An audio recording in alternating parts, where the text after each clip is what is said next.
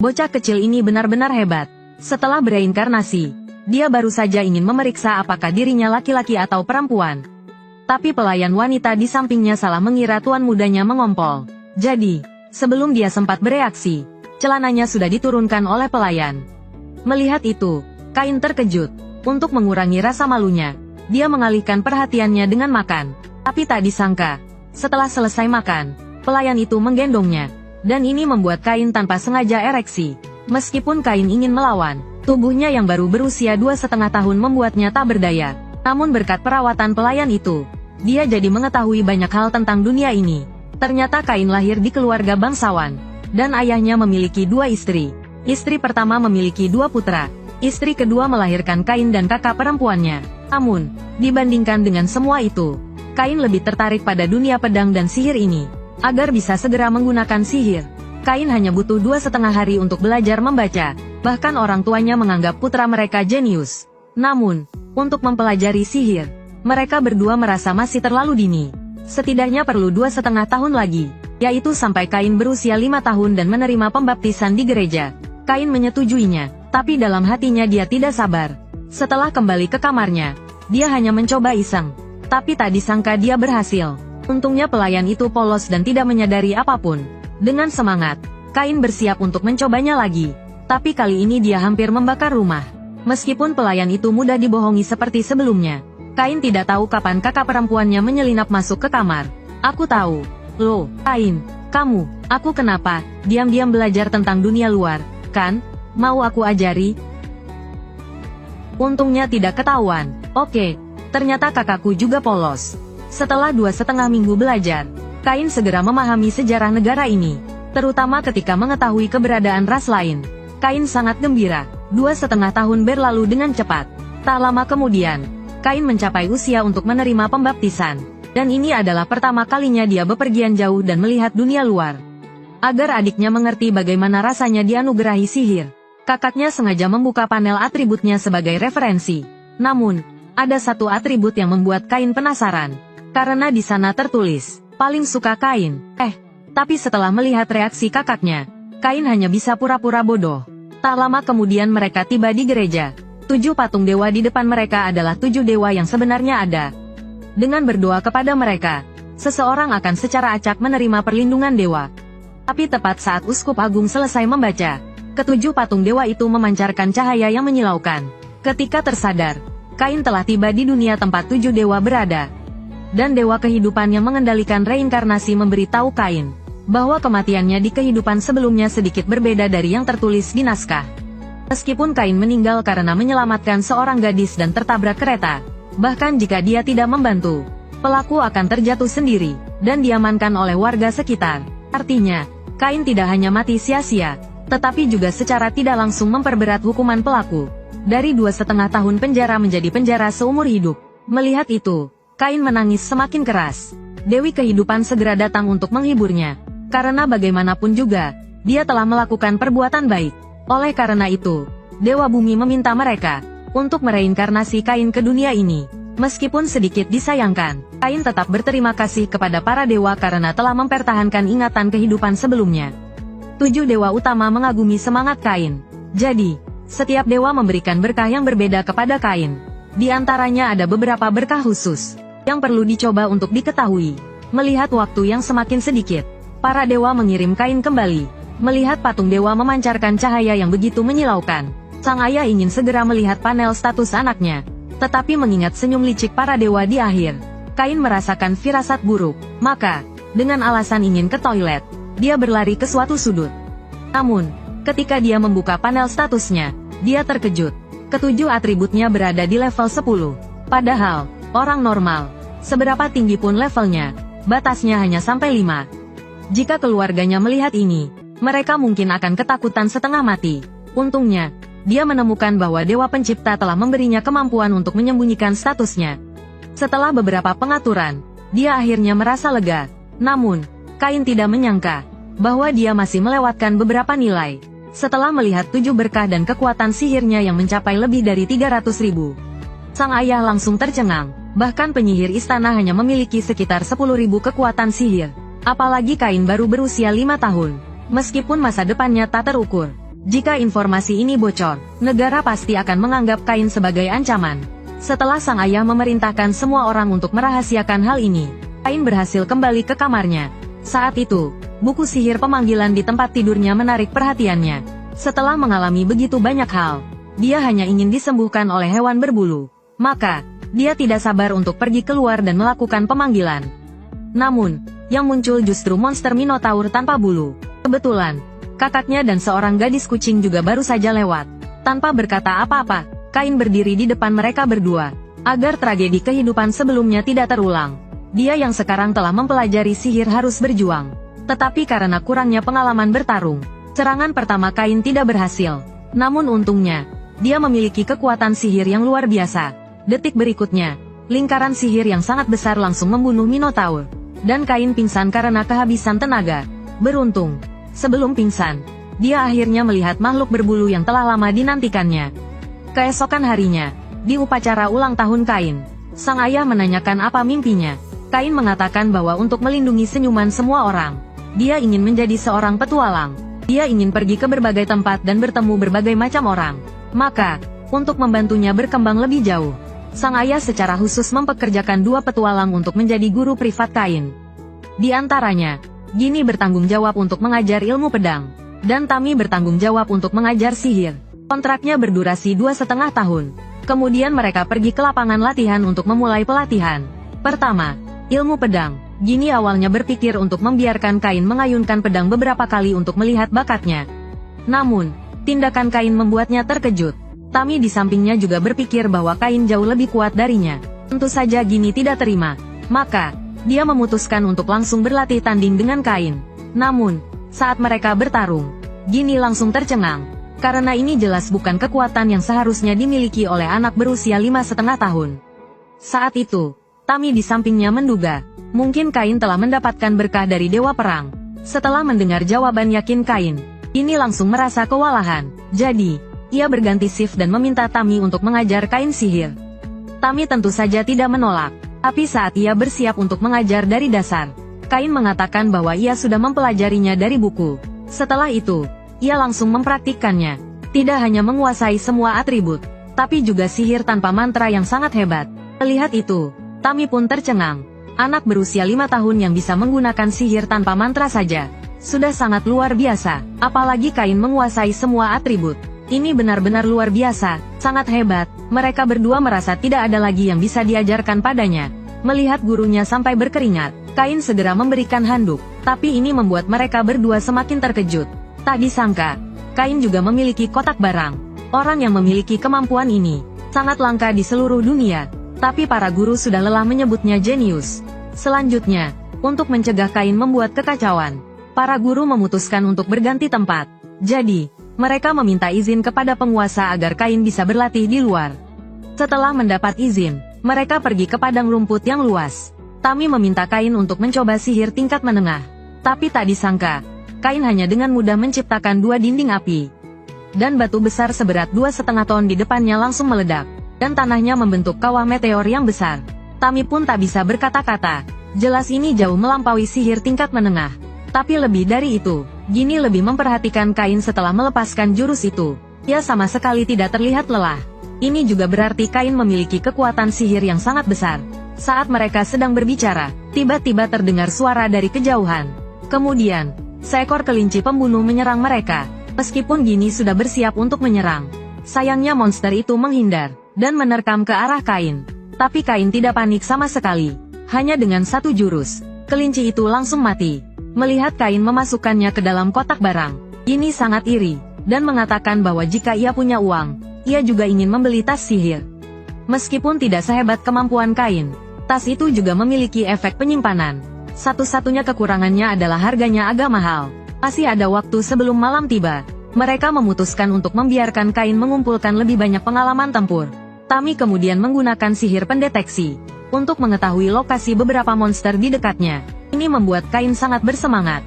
Lalu ia menanyakan cara penggunaannya. Setelah mengetahuinya, ia langsung mencobanya. Namun, ketika mendengar Kain tidak hanya menyebutkan lokasi pasti monster itu, tetapi juga jumlah pastinya, Tami merasa minder sejenak. Gini menyuruhnya untuk tidak memikirkannya. Lagi pula, Hal seperti ini akan terbiasa. Melihat Kain akan memasuki hutan yang lebih dalam, Gini segera menghentikannya, karena di dalamnya berkumpul banyak monster kuat. Dan konon setiap beberapa dekade, monster-monster itu akan menyerang kota secara berkelompok. Mendengar itu, Kain pun menyetujuinya untuk saat ini. Malam pun tiba, Kain menyadari bahwa meskipun dia hanya berburu beberapa kelinci, levelnya telah naik ke level 8. Setelah dia mati lebih dekat, ternyata Tuhan telah memberinya skill curang lainnya. Perolehan EXP meningkat 100 kali lipat. Jika ini diketahui oleh negara, bukan hanya pengawasan yang akan diterimanya, bahkan mungkin dia akan dihukum mati. Keesokan harinya, gurunya membawa Kain ke guild petualang untuk menerima beberapa misi pemusnahan tingkat tinggi. Namun, saat itu, seorang pria berambut mohawk datang dan sengaja mencari masalah. Dia memaksa Kain untuk minum bersamanya. Anak buahnya mengerti maksud bos mereka. Namun, menghadapi situasi ini, Kain tidak bisa menahan diri. Dia langsung menamparkan pria itu. Pria itu kesakitan dan berguling-guling di tanah. Tidak terima, dia berdiri lagi, dan berniat memberi pelajaran pada bocah kecil di depannya. Namun, Kain menjatuhkannya lagi. Pria itu memutuskan untuk bermain curang. Dia mengambil senjatanya dan langsung menebas Kain. Namun, Kain menghindar dengan lincah. Dia bahkan menangkap pedang dengan tangan kosong.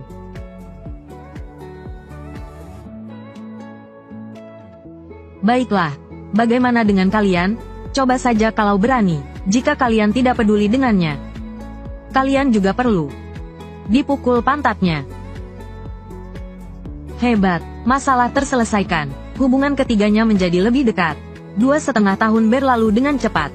Akhirnya tiba saatnya perpisahan. Karena sebelumnya Kain mendengar Gini menginginkan tas sihir, Kain memutuskan untuk memberi mereka hadiah perpisahan.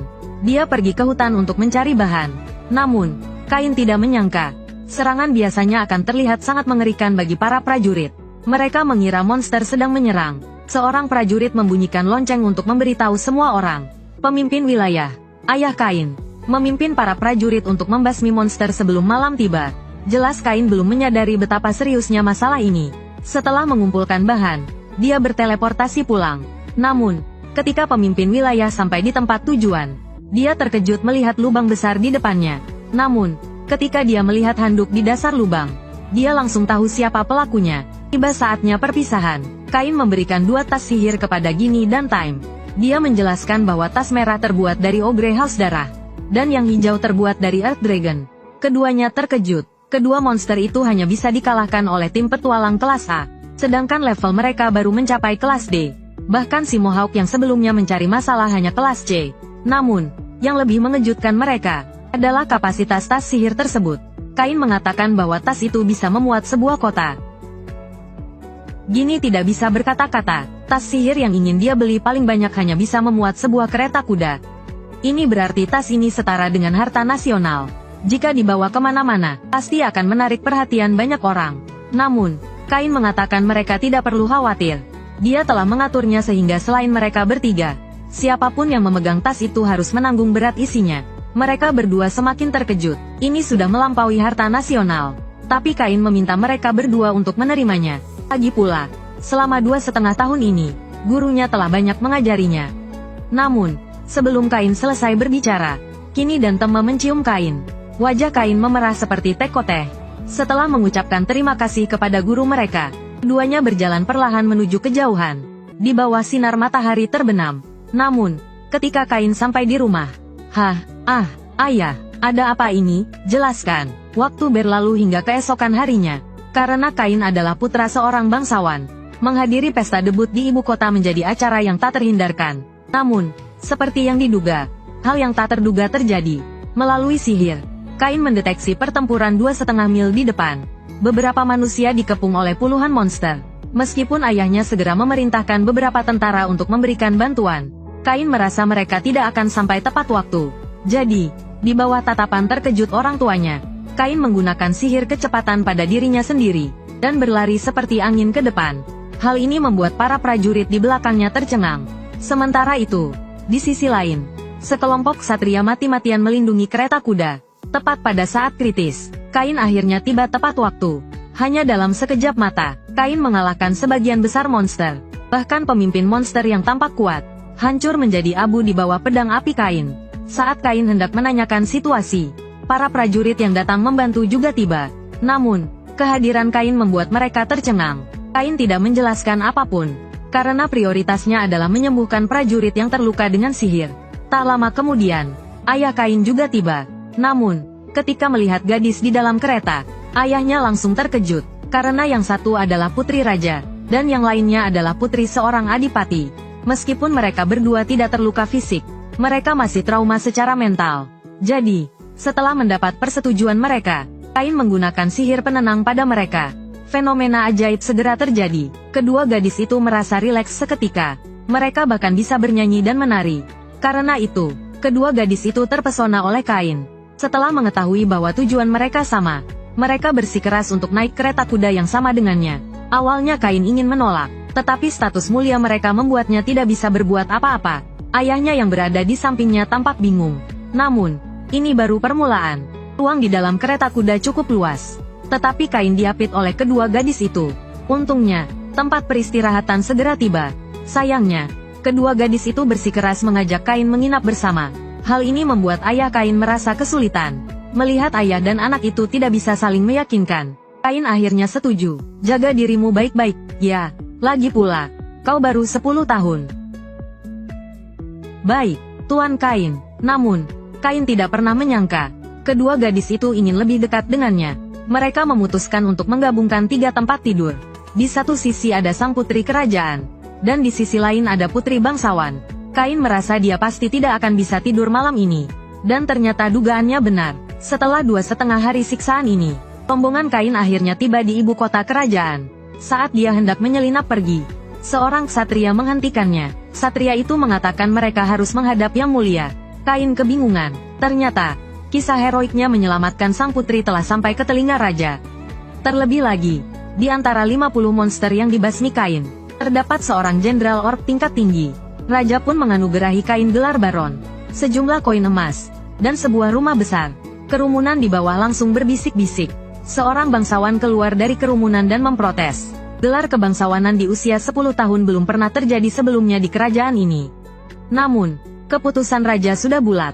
Bangsawan itu pun mundur. Raja kemudian menemui rombongan Kain. Sebagai seorang ayah, ia ingin berterima kasih kepada Kain karena telah menyelamatkan putrinya. Pria berambut ungu di sampingnya juga berterima kasih. Dia adalah ayah dari sang putri bangsawan. Kain merasa canggung dengan situasi ini. Namun, hal yang lebih mengejutkan masih menunggunya. Putriku dan putri bangsawan, maukah kau menikahi mereka? Apa? Ih, ayah, wow, ternyata intinya di sini. Kain mengerti alasannya. Kejadian mereka berpegangan tangan di kereta, dan tidur bertiga telah diketahui. Karena itu, kedua gadis itu tidak bisa menikah dengan orang lain. Dalam situasi yang mustahil ditolak ini, Kain mencoba meminta bantuan ayahnya dengan tatapan mata. Namun, ayahnya tidak peduli. Dengan terpaksa, Kain setuju. Kedua gadis itu pun bersorak gembira. Aku takkan melupakan hari-hari kita bertiga bersama. Aku juga takkan melupakan malam itu. Malam itu, hari-hari kita bertiga bersama. Kain, itu karena posisi tempat tidurnya. Posisi tempat tidur. Aku membuat mereka marah lagi. Kain, kau ini benar-benar keras kepala. Keesokan harinya, Dewa tiba-tiba menemui Kain. Karena dunia ini kurang hiburan, Dewa ingin Kain menggunakan pengetahuan dari kehidupan sebelumnya untuk menciptakan beberapa hiburan. Hal ini bukanlah hal yang sulit bagi Kain.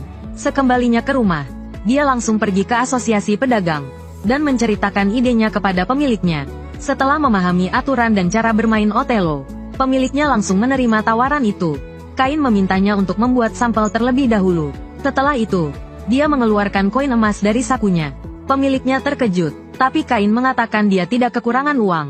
Anggap saja sebagai investasi awal. Kain tidak menyangka, hanya dalam 2,5 hari, sampelnya sudah selesai dibuat. Setelah mencobanya sendiri, sang pemilik semakin yakin barang ini akan laku keras. Dia pun langsung ingin memproduksinya secara massal.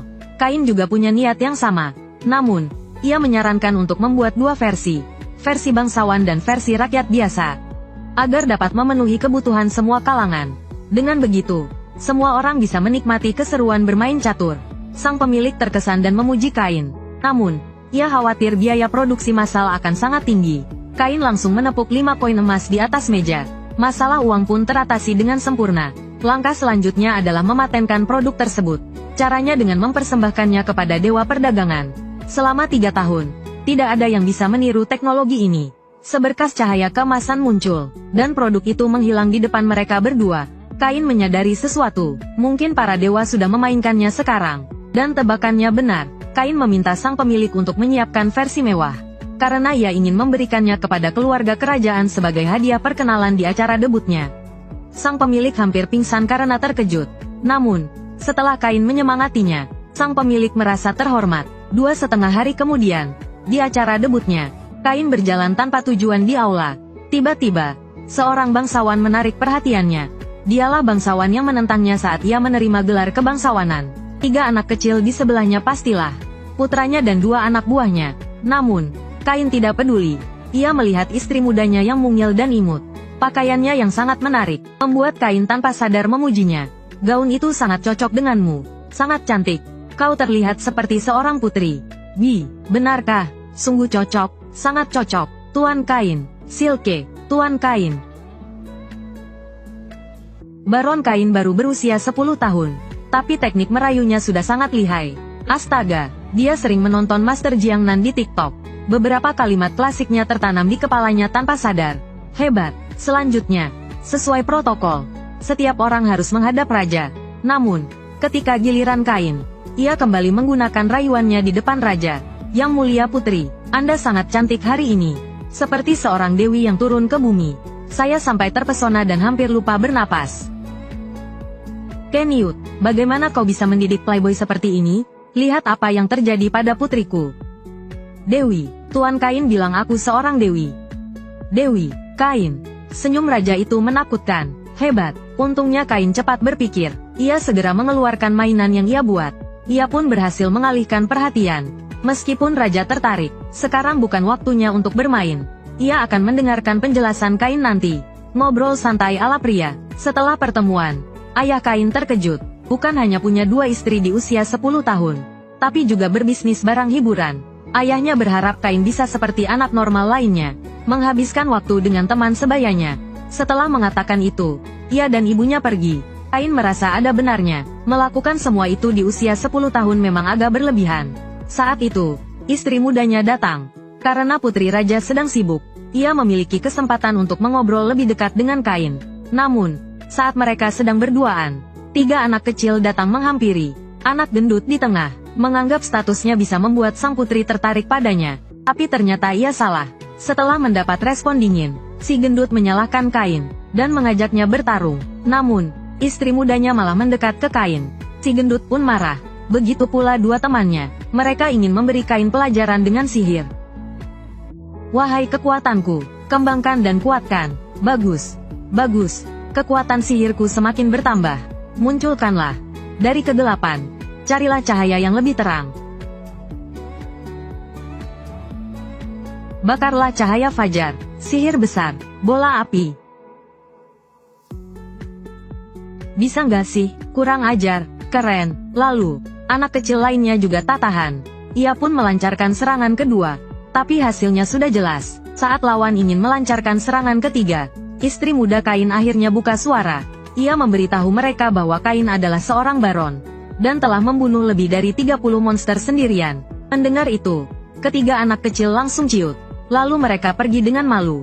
Istri muda Kain tahu bahwa Kain sengaja membiarkan mereka mempermalukan diri sendiri. Ia pun menggunakan ini untuk mengancam Kain agar berkencan dengannya, atau ia akan memberitahu sang putri. Saat itu, istri pertama Kain datang. Mendengar tentang kencan mereka, wajahnya langsung cemberut. Ia juga ingin menghabiskan waktu berdua dengan Kain. Imut, pipinya seperti bapau. Baiklah, lain kali kita berkencan bersama, ya?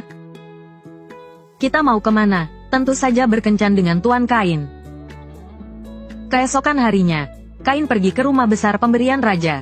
Meski rumah itu telah terbengkalai selama 2,5 tahun, dengan sihir Kain yang keren, hanya dalam 2,5 detik, rumah yang berantakan itu menjadi bersih. Bahkan perabotan yang rusak pun kembali seperti semula. Para pelayan yang datang untuk membersihkan rumah pun terkejut. Begitu pula keluarganya. Namun, ayahnya merasa ada yang kurang, yaitu karya seni yang biasanya dimiliki para bangsawan, seperti baju zirah atau figurin. Kain langsung mengerti. Ia pun mengeluarkan spesimen naga merah. Para pelayan ketakutan. Begitu pula ayahnya. Ketahuilah, Ini monster tingkat bencana alam.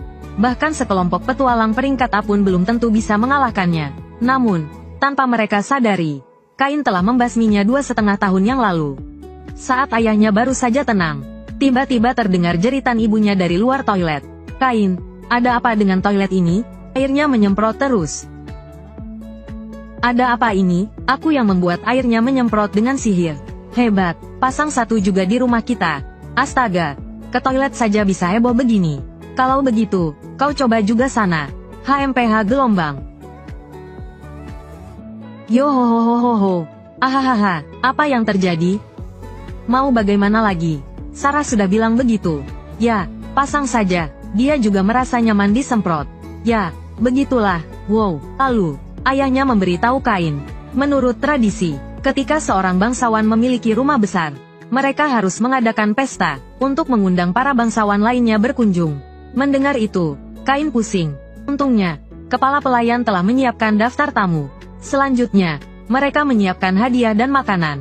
Karena di dunia ini kebanyakan menggunakan peralatan makan keramik, Kain membuat gelas anggur kaca bermotif sendiri. Untuk makanan, dia memilih resep hamburger. Untuk minuman, Kain memilih anggur bersoda.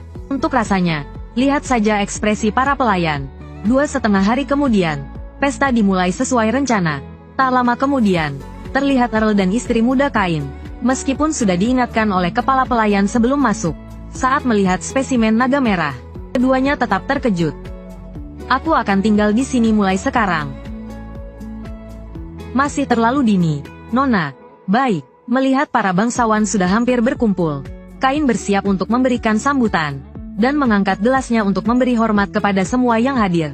Detik berikutnya, seperti yang diduga, semua orang terpesona oleh rasa anggur bersoda. Duke langsung menyukai gelas itu, karena terlihat seperti kotak perhiasan. Setelah mendengar setiap orang akan mendapatkannya gratis, hati Duke berbunga-bunga. Dia juga tahu masakannya pasti enak tanpa mencobanya, karena melihat ekspresi kedua wanita itu sudah cukup. Saat itu, Raja datang bersama keluarganya. Begitu duduk, dia langsung tertarik dengan gelas di depannya. Setelah meminumnya, dia langsung terkesan. Sensasi gelembung di mulutnya adalah pengalaman baru baginya.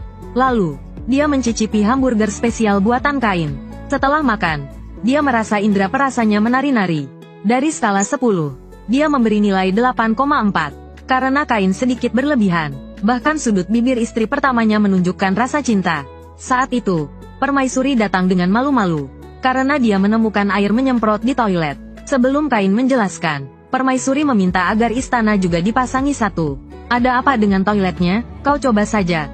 Pasti kau akan terkejut." "Aku mau gelombang, aku mau." Raja pun takjub, ada barang sebagus ini, tapi tidak diberitahu. Raja pun meminta Kain memasangkannya juga. Lalu, di depan semua bangsawan, Raja memuji Kain setinggi-tingginya atas jamuannya. Saat itu juga, bangsawan ke-6 yang menentang pengangkatan Kain datang. Ia mengejek rumah Kain kecil, bahkan menyebutnya seperti kandang anjing. Kain tidak menanggapi, malah menahan kepala pelayan yang ingin mengingatkannya. Benar saja, bangsawan ke-6 itu ketakutan melihat naga merah. Setelah Kain menjelaskan, bangsawan ke-6 itu tidak jera, malah menyombongkan status markisnya, dan menunjuk-nunjuk tamu lain. Seraya menyebut mereka bangsawan rendahan. Ucapannya langsung dicemooh. Setelah mencicipi anggur bersoda, meski dalam hati senang, ia tetap berkeras kepala. Begitupun dengan burger. Makanan aneh lagi.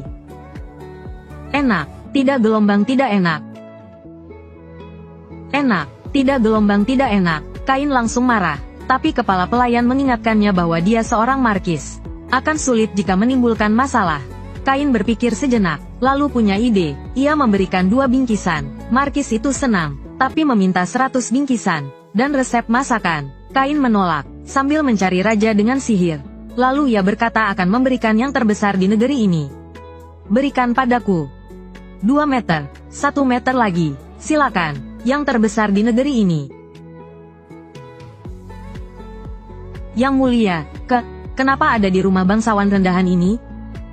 Markis itu terkejut. Setelah ditegur raja, ia pun pergi. Istri Kain sudah tahu semuanya. Ia tahu ini jebakan Kain. "Jadi, kami dimanfaatkan? Ya, kalau mau mengerjai, gunakan tekanan terbesar negeri ini." "Akulah tekanan terbesar negeri ini." "Wah, aku membuatnya marah lagi. Maafkan aku." memberimu tekanan. Keesokan harinya, Kain ingin menyimpan material monster, tapi membuat wakil ketua guild terkejut. Ada monster rank A, bahkan monster rank S. Melihat 2,5 ton material, wakil ketua guild curiga. Ia bertanya apakah Kain pahlawan atau utusan dewa. Kain terkejut. Ia bilang hanya anak kecil biasa, lalu ingin pergi. Tapi wakil ketua guild menahannya. Tujuannya adalah agar dia berlatih dengan para ksatria, sekaligus bertemu dengan komandan mereka. Kain tak punya pilihan selain setuju. Tak lama kemudian, mereka berdua tiba di lapangan latihan. Meskipun para prajurit pernah mendengar kisah kepahlawanan Kain, kebanyakan dari mereka masih menganggapnya bocah ingusan. Mereka tidak menganggapnya sehebat itu. Jadi, pria parubaya yang pertama kali maju berniat mengalahkannya, membiarkan Kain menyerang lebih dulu. Kain pun tak sungkan menerimanya. Penguatan fisik.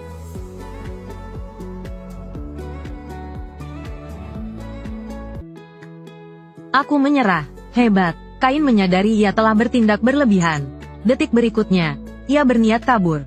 Namun tak disangka, wakil komandan malah bersemangat. Ia pun mengusulkan agar Kain bertarung melawan semua orang sekaligus. Namun, tepat saat pertarungan dimulai, seorang gadis elf tiba-tiba melompat turun dari langit. Dan orang ini bukan hanya komandan para ksatria, tetapi juga seorang master yang memiliki gelar pengawal pedang. Dia terlihat memeluk Kain dan menghiburnya sejenak. Kemudian, dia menuduh wakil komandan telah merundung yang lebih lemah. Namun, setelah mengetahui bahwa Kain adalah orang yang sendirian mengalahkan 30 manusia setengah binatang, komandan itu langsung berubah sikap. Dia bersikeras ingin bertarung dengan Kain. Kain pun pasrah. Bahkan sebelum dia sempat menyetujui atau menolak, komandan itu langsung menyerangnya. Melihat keduanya bertarung imbang, para prajurit di sekitar mereka menunjukkan ekspresi tak percaya. Namun, hal yang lebih mengejutkan terjadi selanjutnya. Karena komandan itu akhirnya kalah dari bocah ingusan ini. Dan pada saat itulah, komandan itu tiba-tiba membuat keputusan yang mengejutkan, yaitu menikah dengannya. Hal ini tidak hanya membuat para prajurit di sekitar mereka tercengang, tetapi juga membuat Kain terkejut. Lagi pula, dia baru berusia 10 tahun. Apalagi, hari ini adalah pertama kalinya mereka bertemu. Namun, komandan itu mengatakan agar dia tidak perlu khawatir, karena sebagai seorang elf, dia bisa hidup hingga 300 tahun. Jadi, penampilannya tidak akan berubah untuk sementara waktu. Meskipun begitu, Kain masih merasa bingung. Lagi pula, ini bukanlah keputusan yang bisa dia ambil sendiri. Mendengar itu, komandan tersebut merasa ada benarnya. Jadi, dia berencana meminta raja untuk mengatur pernikahan ini. Perkataan ini membuat Kain kembali terkejut. Jika raja tahu dia punya satu lagi tunangan, bukankah dia akan dimarahi lagi?